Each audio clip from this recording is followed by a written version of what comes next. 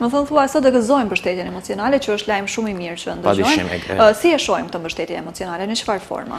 Po e shohim në formën që të gjithë brezat apo të gjithë gjeneratet e mëparshme syti kanë nga ne.